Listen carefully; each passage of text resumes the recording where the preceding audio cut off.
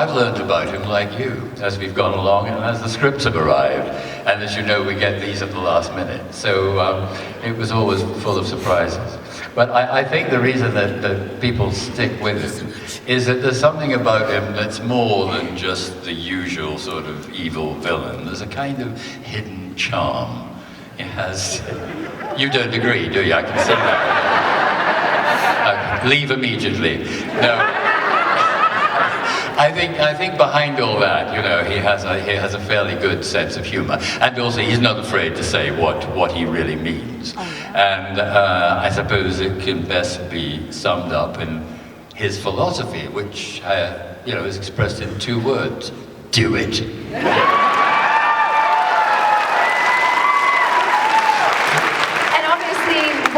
Like prosthetics and makeup can sometimes be challenging, but I was wondering for you, did it help you mentally get into character? Yes, I'm one of those actors who really likes makeup, and also this was the most extraordinary makeup I'd put on to date at the beginning of Return of the Jedi, and you probably heard this, but when I saw that face, the voice sort of arrived, because he looked like a terrible reptile, an awful toad. And as you know, toads, I sort of, you know, have that in their makeup. And so that's how the voice really evolved. So it went from to that kind of voice. And also great Japanese actors. They have the ability not just to speak from the larynx, which is usually where it comes from, but also to speak from the stomach. So that's over there somewhere. And I learned how to do that. And so before I knew where I was, this sort of amalgam of things had made this guy we later found out was called Palpatine. And my final question for you, obviously you're an accomplished Shakespearean actor as well, and I was curious, do you find any Shakespeare characters are comparable to Palpatine? Well, it's quite interesting, because I think George was aware when he started the whole idea of the series that it was going to have a kind of Shakespearean movement. You know, it's really a story about the fall of a hero, who is, of course, Anakin Skywalker.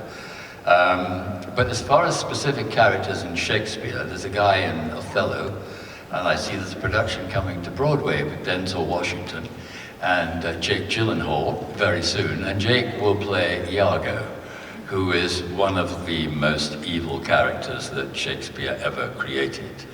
And he has a sort of obvious motive. He's been, you know, passed over for promotion and resents that. But there's something deeper and darker inside him. And he just sets out to destroy. So I suppose that would be an example of someone who was a bit like Palpatine. There's also Richard III, who is, again, a great iconic evil, in inverted commas, character. But he's somebody who's completely obsessed with power. And also because he is physically disabled, he has, to compensate, a hyperactive mind. And I think as Palpatine gets older and gets, you know, less able to move around, more infirm, the brain never dies. And I think that's what survived all the way into the rise of Skywalker, even though the body was in a pretty bad shape, as I'm sure you agree. Amazing. All right, so we do have a microphone that's located, as we light it up. So just for time purposes, it's gonna be 1 question per person, and also no requests or anything like that. So let's get started. What's your name? What's your question? Hi, my name is Amanda. Sorry, I really like Star Wars, so. Good. Besides, obviously, Papa Palpy, who's your favorite Star Wars character? Well, it has to be, where is he? He's gone to the dressing room. Darth Vader, really. I like him. I made him everything he is today. Thank you so much. Pleasure. What's your name? What's your question? Mr. McDiarmid, my name is Chris, and first off, I think I'm going to speak for the rest of the crowd when I say this. Thank you very much for coming to Kansas City this weekend. It means the galaxy to us, so So pleased to be here. thank you. I have a Revenge of the Sith question.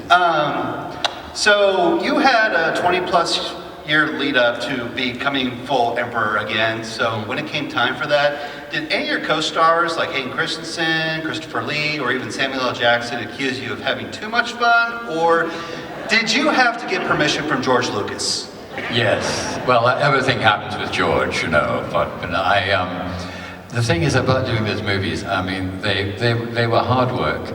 And it was also the beginning of the great new technology, of digital technology. And so we were coping with things we'd never seen before. Like, and we were used to seeing actors, and occasionally we saw tennis balls, you know, against green screens. So it was a big adventure. And also it was slightly absurd, you know, when you're acting. Yes, yeah, that's exactly the response. When you're acting your socks off, you know, to a tennis ball, it occurs to you for a moment you might be totally insane. But then you realize it's going to look wonderful later, so you relax. But yes, the Sith gang were fun to be around. Christopher Lee, in particular, the great late Christopher, who I'd always been his #1 fan, really, as Dracula particularly. And there's an example of an actor who played, you know, an evil character, and he played a good few. But there was always something in addition to the pure evil that was, well, let's use the word, attractive. So you have to find in some way, you know, even in their darkest moments, of those characters being appealing. And people regularly stop me, there's a few today, and say, Palpatine, we love you. And I think, is it too late for you to get a therapist? But then I think, well, no, I suppose it's that word charm I was teasing you with, that people love to love villains. I love to love villains as a kid. And when I started out as being an actor, I always wanted to play the baddie. And little did I know I was going to be the baddiest baddie of them all. Thank you, my lord. Hi, what's your name? What's your question? Hi. Sorry, can you hear me through the mask? I may or may not have called in sick this morning, so I don't want into unnatural ability. The force be with you. My question is, what is a funny story or a favorite moment that you have had while on set filming Star Wars? There's so many of them, really. I suppose it didn't seem that funny at the time, but it's when I hit Samuel Jackson when I was trying to fight him. And he was very kind. But I got my revenge as character, of course, by, you know, making sure he went through a window. And would never ever return, despite rumors to the contrary. That was pretty funny. It's so interesting when the meme started, you know, and I thought George wouldn't like that, you know. George was thrilled, you know, he could meme away, he used to say. And it's wonderful how all the characters have become, you know, creatures of plastic, or just become cartoon fantasy characters. Yes, no, never trust your granddaughter, is this one. I got into trouble for saying that in an interview lately, of course, but that was my sense of humor as opposed to Palpatine's. But working with Adam was wonderful. He's so concentrated as an actor, so you get, you know, 110% in his eyes all the time. And Daisy she had to hate me, of course, but her problem was I was above her and I was flying around on this mechanism, you know, this sort of astral wheelchair that they gave me. And she was frightened I might topple onto her head. There was no real chance of that because there were 4 guys, you know, and they'd strap me in and all the rest of it. But she said she had to concentrate. She kept saying, Ian, are you all right? And I said, Daisy, this is not helping you. I'm loathsome, I'm in a terrible state, I may drop dead any minute, okay, go on. She said, okay, we'll go again, I'm fine. And then J.J. Abrams would go cut and she'd go, Ian, are you all right? Thank you. What's your name? What's your question? Hello, my name is Safira. Hi. What advice would you give an American studying acting in London? Would I say again? What advice would you give an American, like myself, studying acting in London? Advice to an American? Wow, I don't know if I'd give any advice. I'd hope they might give me some. That's what I feel about American actors. I mean, you're all so brilliant here. It's in your blood, film acting, you know, and we Brits just sort of caught up over the years, sometimes. And then we have the nerve, some of us, to impersonate your American accent. And get leading American parts in American series. I mean, who do we think we are? So I would be hoping for advice in the other direction, I think. Thank you. What's your name? What's your question? My name is John. I was going to ask about how many takes in the movie when you're acting the part when you had to say, do it, and then like strike him down. How many takes had to do that? Yes, the Do It series of takes was quite interesting because we were, you know, please get on, kill Christopher Lee, basically what I'm saying. And that was just, you know, from my point of view, painful. And from his point of view, even more painful when it happened to him. But we were just, you know, we did the scene as you do, a number of times in different ways. And I sort of said, do it a few times, you know, in different ways. And then, because we'd done it so many times, kind of for a joke, I went, do it! You know, in other words, you know, for goodness sake, get on with it. And George said, that's the one. I'm still alive. It's all right, I'm in pain now, go on. That you're gonna be, like, you know, still like a big proponent for a lot of like young people and older people as well.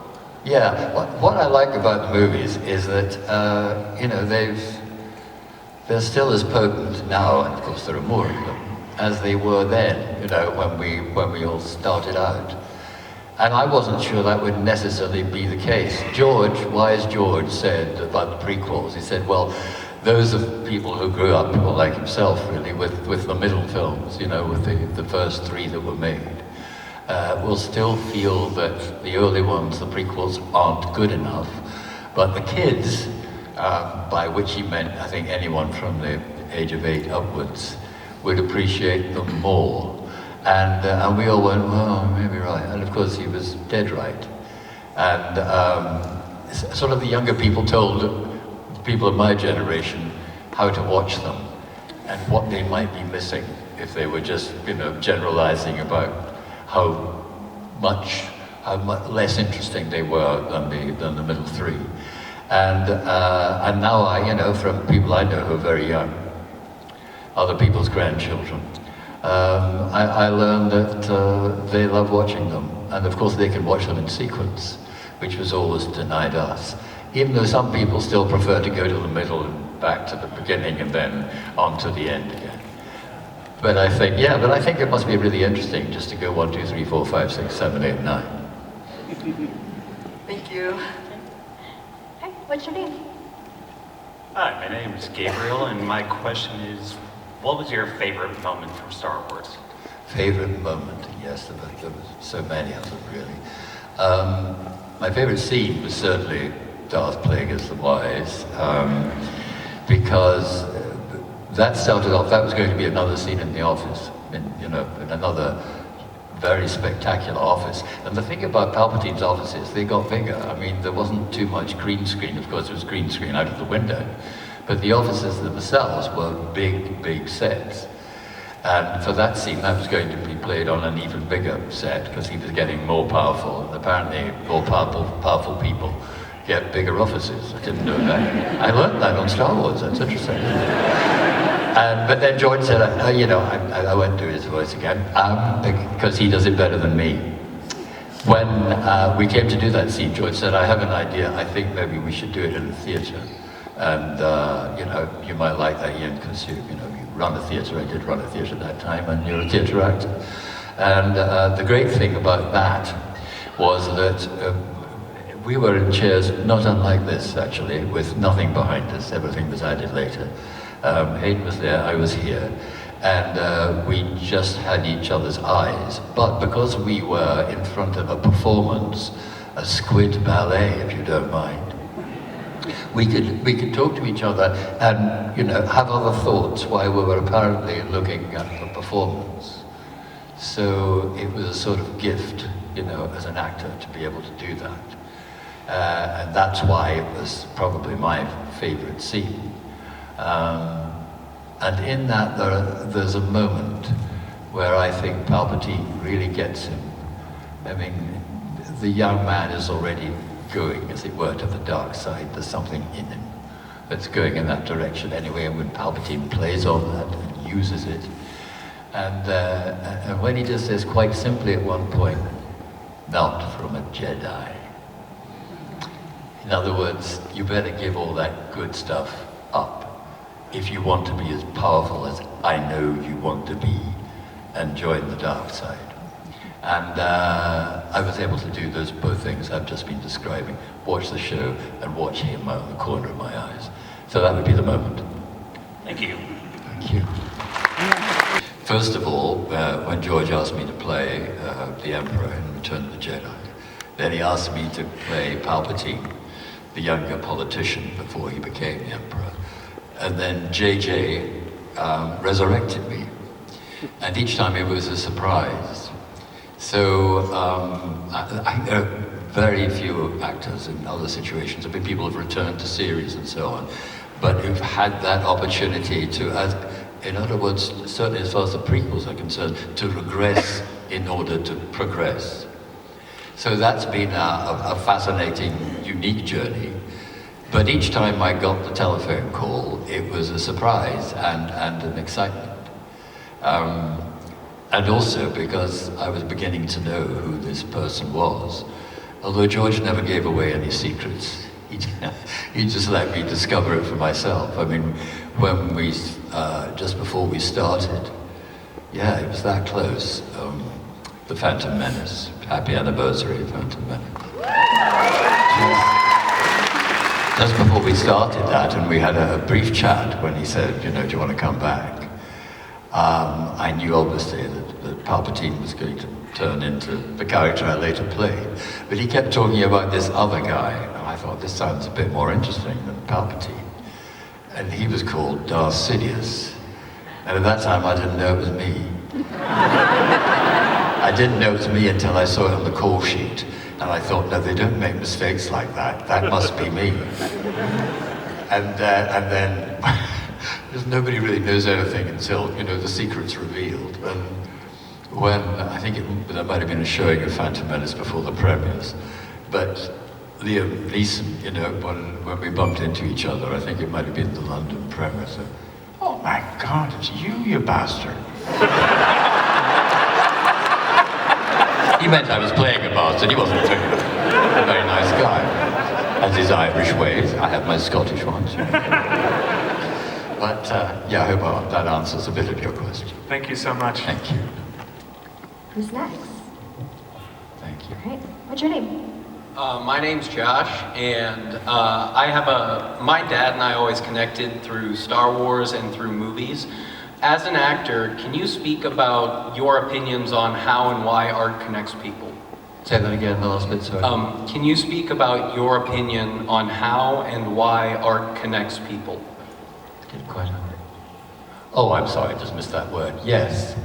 Well, I think it's because it's, at its best, it's about something outside our everyday lives. And it works best, it's always hard for actors to talk about this because it sounds a bit pretentious and a bit mythical. It's not pretentious really, and it is a bit mythical. You know, it's a bit poetic. Because when it really works, I'm talking about, you know, all forms of art really, they strike home to the imagination. Different people respond in different ways to different things. And the power of the imagination is a wonderful, amorphous thing. But it's something we all have, and it's something we all need nourishing. So when people say, oh well, you know, there's no money for the arts, for example, there's a lot of that going on back home at the moment. And you know, money's tight, and people haven't got money for essential things. Well, when I use that word essential, I think it's also essential to stimulate the imagination. So it's always if done responsibly, money well spent. Thank you very much. Right, nearly annihilated a certain person that we talked about early on. But no, I mean, I didn't do much of that. Did you guess? Well, you did. The guy who was my stunt double and, stood in for a lot of the scenes that were physically, uninsurable from my point of view. He did all the work, and I did all the close-ups. That's happened. So, but to be frank about it, the best saber sequences, and they were repeated or reinvented lately, were the ones between Ewan and Hayden. Now, these guys can fight. They are brilliant swordsmen, and they work very hard to get to this. Ewan, I think, is with a lightsaber, he would be a gold medal winner at the Olympic Games. Why don't they have lightsabers? Honestly, talk about lack of imagination. Anyway, they were brilliant, and when they did the big fight in Revenge of the Sith, they worked very hard. And also, I was around when they were doing it, and they do the whole fight right through all the time, and it was completely dazzling to watch. And of course, when you see it, it's inevitably chopped up because the film is edited in a certain suspenseful way. We go back, all the rest of it. And I suggested to them that they should, when we were promoting the film, they should go, what we say in England, go on the halls. In other words, they should go around and show how skillful they were at actually fighting.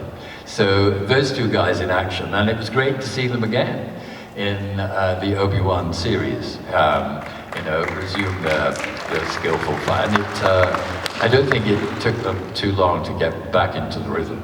But it's pretty good to watch in the movie. I assure you, watching it in person, it was entirely dazzling. Question? Thank you. Thank you. All right, go ahead. Hi, I'm Kaylin. Hi. And I think I speak for a lot of us here when I say that when we think of villains, we think of the Emperor, but more specifically, when we think of villain laughter, we think of the Emperor. So I was wondering, I know you mentioned where the voice came from, but did you have to dig deep anywhere for the laugh specifically? Well, I do a lot of laughing in life. No, that's not a good answer. I think there's something about the evil laugh, isn't there? And I thought and everybody sort of knows that sort of laugh. And I thought it should be sort of based on that. And they teach you at drama school not to start laughing because you probably ruin your throat, but to sort of do a consonant, something like B. So I would go B. And the B kicks it out, strangely enough. And I didn't know I was going to be asked to do that, but when we were doing the sound for Return of the Jedi at a studio in London, most of the film was revoiced in those days because of the way the sound channels worked. Now, most of it's captured live, which we all prefer, of course. And I was recording with George in the studio, and his friend, Steven Spielberg, was there, and his other friend, Kathleen Kennedy, was also there. And George said, well, I think he's maybe laughing at this point. So I did what I've just described to you. And Stephen said, oh my God, you're so evil. I thought, oh, I've got the part. I thought, no, I've got the part already. That's right. But yes, people ask me to do it all the time. And the most fun, of course, was when they decided to play with it, when no one knew that I was coming back from the apparent dead in Rise of Skywalker. And they played it in that little teaser trailer. And then I came on, and I was the surprise villain, and we'd all managed to keep it a secret for over a year. No one could quite believe it. And so JJ decided he'd sort of let it out slowly. And apart from the members of the cast who I worked with, mainly just Daisy and Adam, the other members didn't know. So Anthony Daniels said quite members, oh my God, it's you! He said, I knew I'd have some villain, but it's you, again. So that was a particular pleasure, actually. Thank you.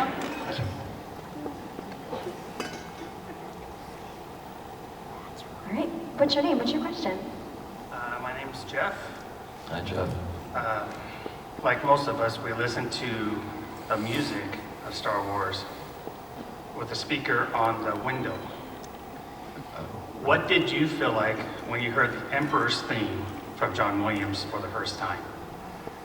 Oh, chills, of course. Yeah, and I think it's really Vader's theme. One must be generous about these things, right? But yes, the Imperial March, I think you're referring to, is a pretty amazing piece of work. But all John's work on Star Wars and all the other movies and in the concert hall is pretty remarkable. And you know, he's conducting wonderful orchestras all over the world still. He's a really extraordinary musician and an extraordinary performer.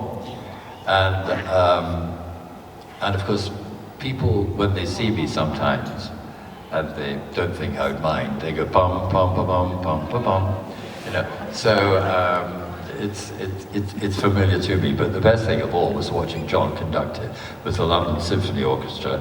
That was, I think, for Attack of the Clones, and I got to go down to Abbey Road Studios in London and watch him in action. Fantastically generous, always precise. And they would do little bits. John had the screen in front of him. You know, and he'd already, of course, written it at home to time it out. And was only really beginning to see how it was going to work with this vast, wonderful orchestra. I think probably our best orchestra, the London Symphony Orchestra. And then when the choir came in, that was something else. And he's a perfectionist, and so are the other musicians. And after they do little scenes, little bits, they'd come in and listen, and they'd go, "Oh my God, that's we're going to do it again." And George would go, "I thought it was okay, I thought it was good." No, we're going to do it again. So that's the creative process at work. That was that's a wonderful memory too. Thank you. Okay, what's your name?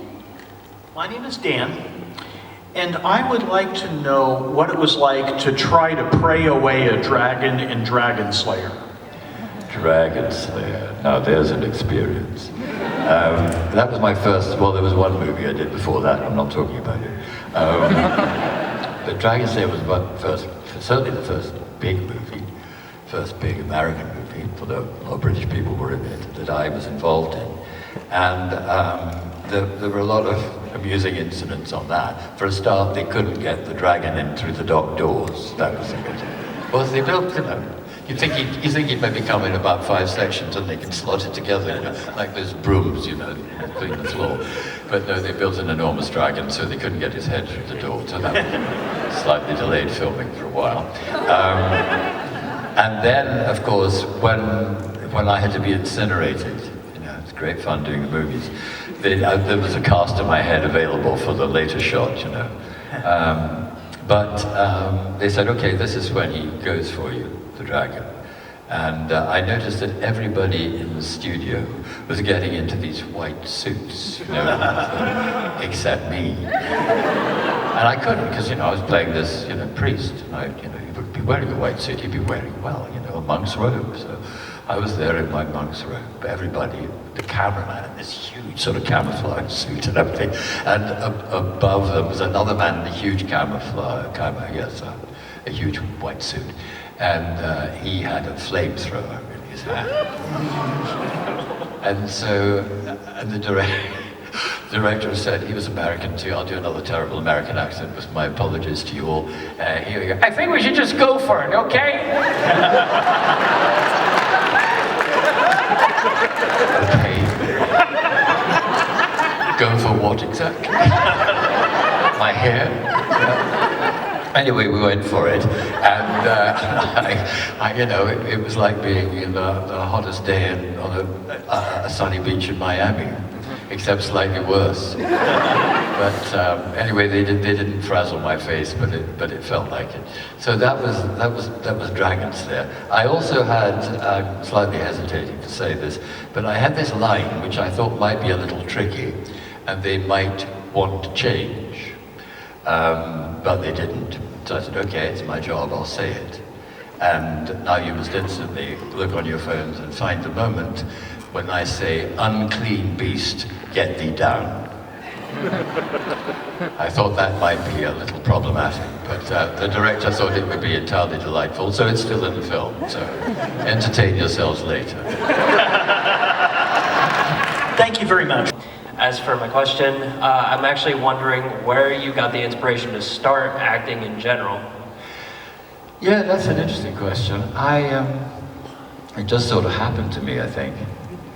I was at school and they were doing a mime to accompany the choir singing Waltzing Matilda, famous, Australian song, great song.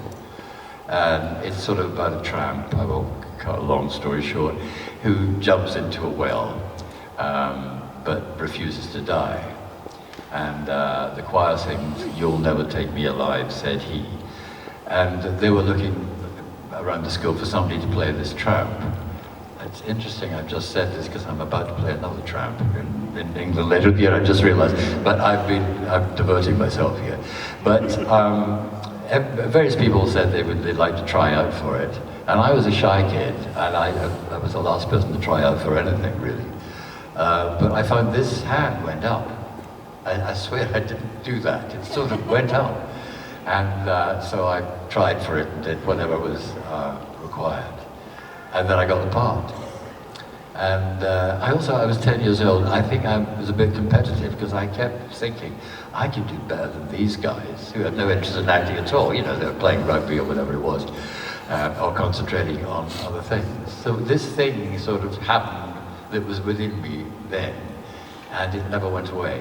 And then when I was a kid, I used to go to what we call them we used to, they're not there anymore, in Britain, variety shows, and there were comedians and singers and dancers and so on. And my uncle was a stage manager, so I got to go and see that, and also see what was going on backstage. And every time I go backstage, I get this kind of thrill. And even coming to talk to you tonight, as we walk around the corridors, with all sorts of people doing things they do, the opposite of being on the stage, being backstage. That excitement has never left me. But it was a case of it wasn't so much I wanted to be an actor, a professional actor. I sort of felt there was something within me that didn't give me the choice. It didn't say I was going to be any good or I was going to get any work, but I knew that I just had to do it, for better or for worse. Thank you so much.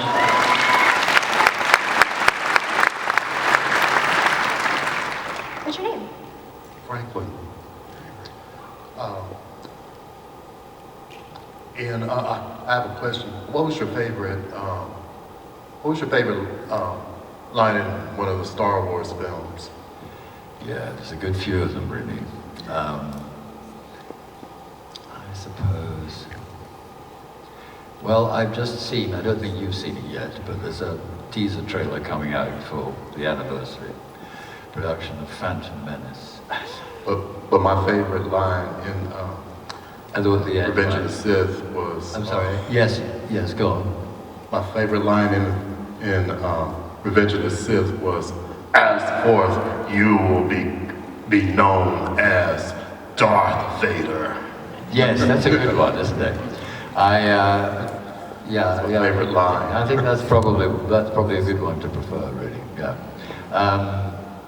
But I think apart from Do It, as I was saying, that when you see the sequence, you've seen it many times, but when they put the thing together for this trailer that's coming out, I end by saying, "Wipe them out, all of them."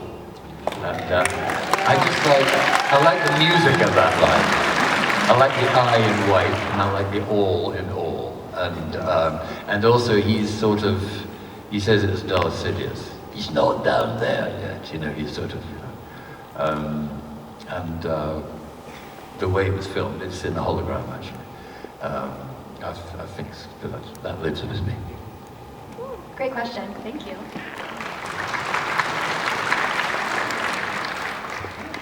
Go ahead, what's your name? Hi, I'm Stephanie. Long story short, I have met Michael Rooker, and he talked about how he really loved the extensive questions, but no one really asked just simple questions. So my question is, what's your favorite animal? My favorite animal? Oh, that's a tricky one. My instinct was to say the snake, for obvious reasons. But I think I'll go with the toad. Maybe for obvious reasons.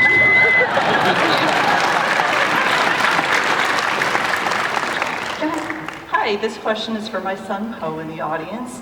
He's wondering if you were ever a part of any gags or practical jokes or bloopers that you could share with us.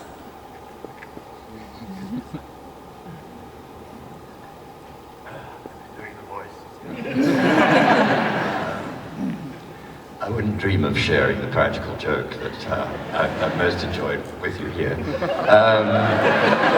So I'm sorry to disappoint you. But, you know, in some ways, working on movies is a continuing practical joke. Actors play on each other, you know. And some of the worst people playing practical jokes are the most celebrated and brilliant actors. I think Judi Dench comes into that category. I won't tell you some of the things, you know, she plays on other people, or indeed some of the things she says, before she goes on to give completely remarkable performances. But the interesting thing about Judy, and a lot of other actors, is that they sort of do that before they go on, to relax themselves, and, you know, you think, why isn't she pacing up and down, doing her lines, you know, or if she's playing, you know, a tragic character, getting together quietly in a corner. That's not how she works. She wants the minute she goes on stage for this character to take over, and everything before that to be light-hearted and relaxed, and the opposite of tense. I think that's what it is, the way it gets rid of the tensions. Thank you.